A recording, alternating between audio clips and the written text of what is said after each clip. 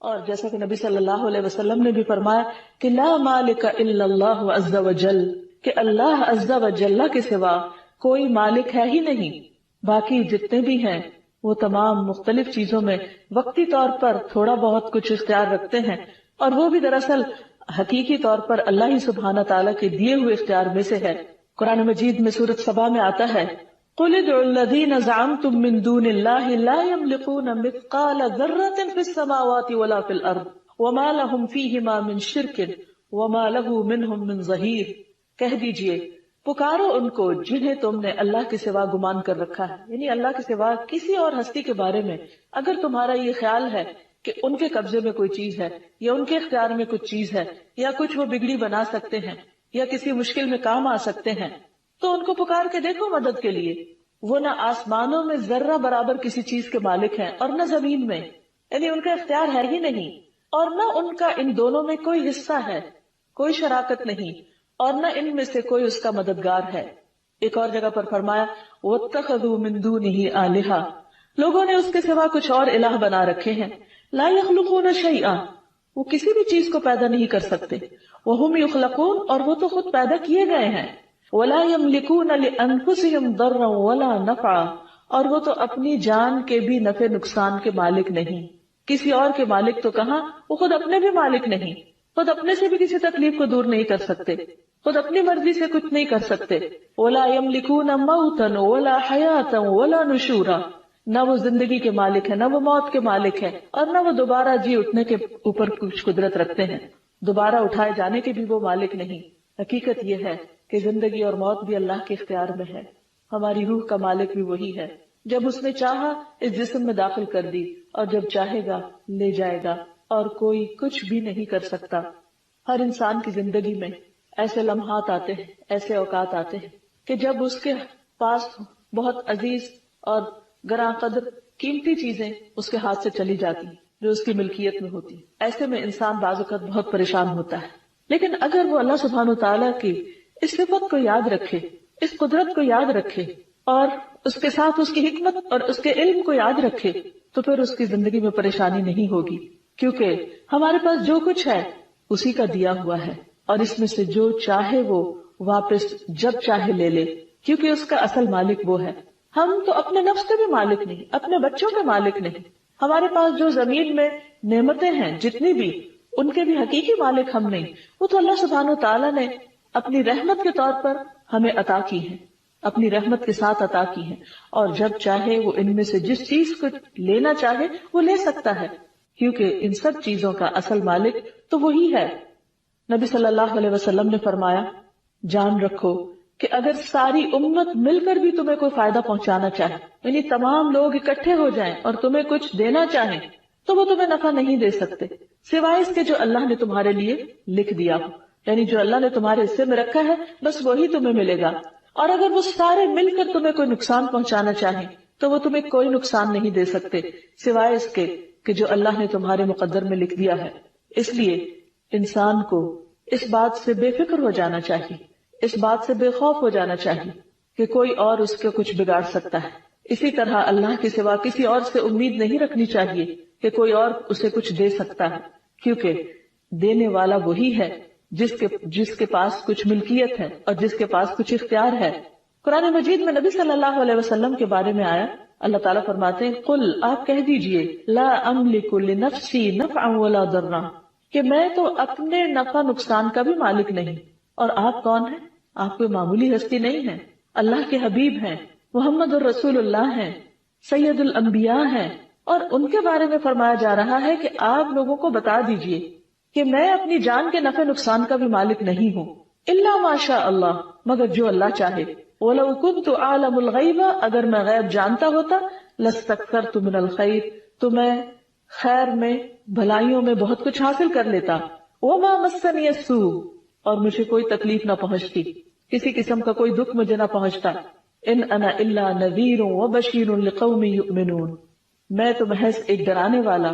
اور خوشخبری دینے والا ہوں ان لوگوں کے لیے جو ایمان لے آئیں۔ ایک اور جگہ پر آتا ہے قل انی لا املک لکم ضرا ولا رشدا، آپ کہہ دیجئے کہ بے شک میں تمہارے لیے نہ کوئی نقصان پہنچانے کا اختیار رکھتا ہوں اور نہ کسی بھلائی کا، کیونکہ ہر چیز کا اصل مالک تو اللہ ہے۔ اور یہ ایک ایسی حقیقت ہے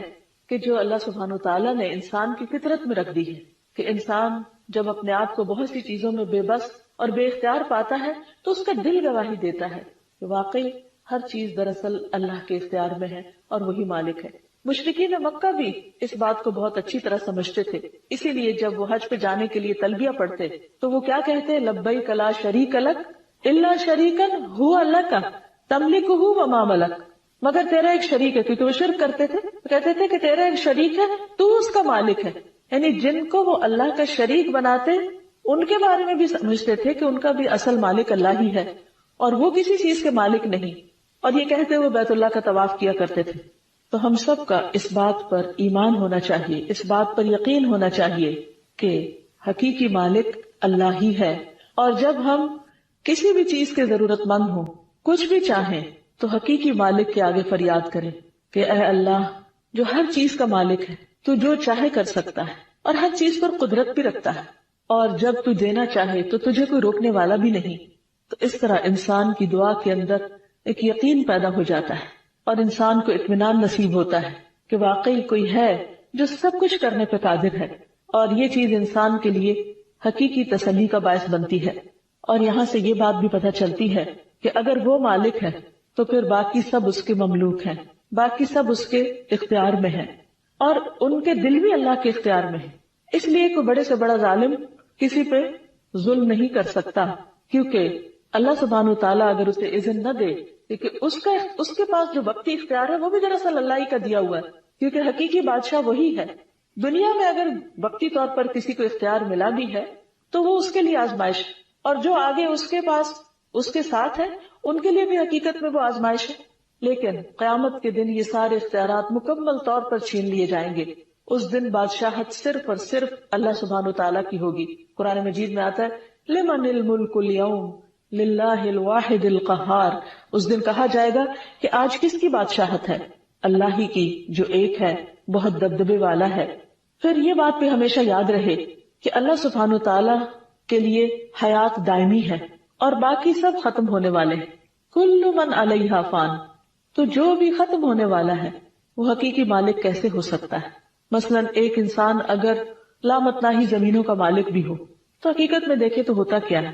وہ انسان ہمیشہ تو زندہ نہیں رہ سکتا،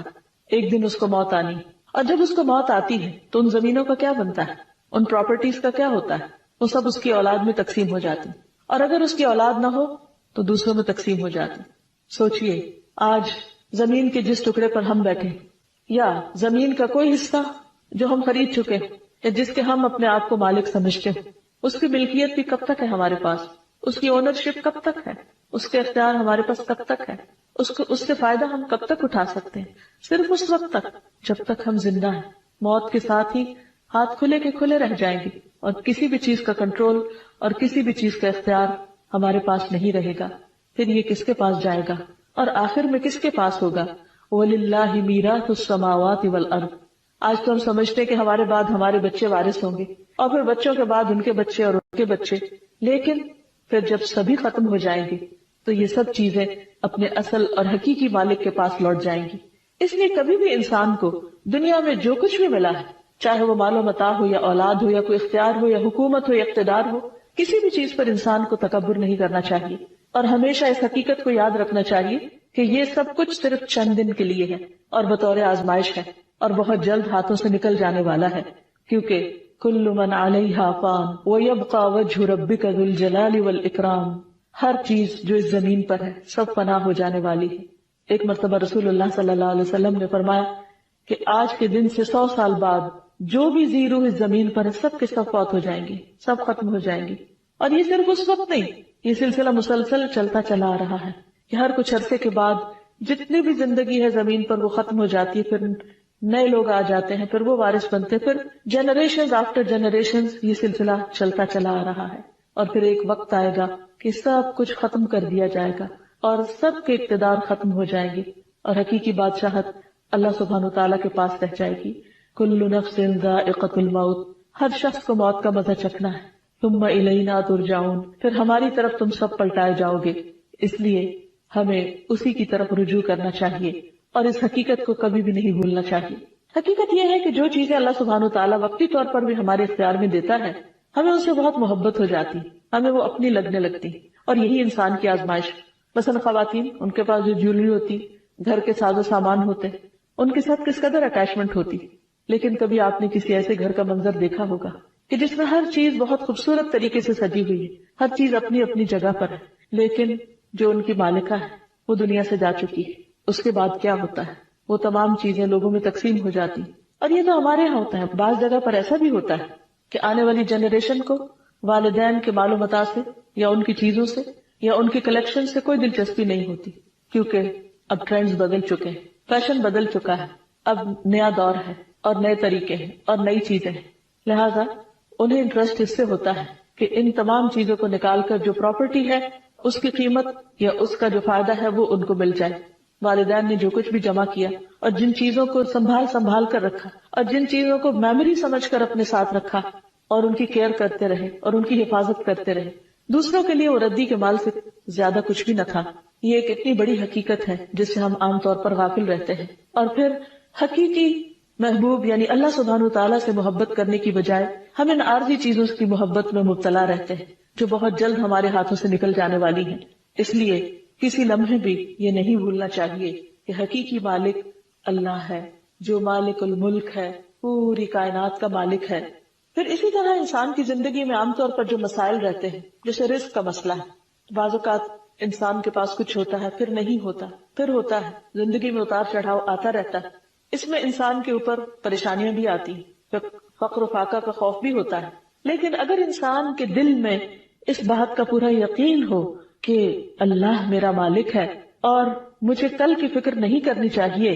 اس خوف اور غم میں نہیں جینا چاہیے کہ کل میرا کیا ہوگا یا میرے ساتھ کیا معاملہ کیا جائے گا، نہیں، اگر اس کا یہ یقین ہے کہ ہر چیز اللہ کے اختیار میں ہے، وہ جسے چاہے دے سکتا ہے، جیسا کہ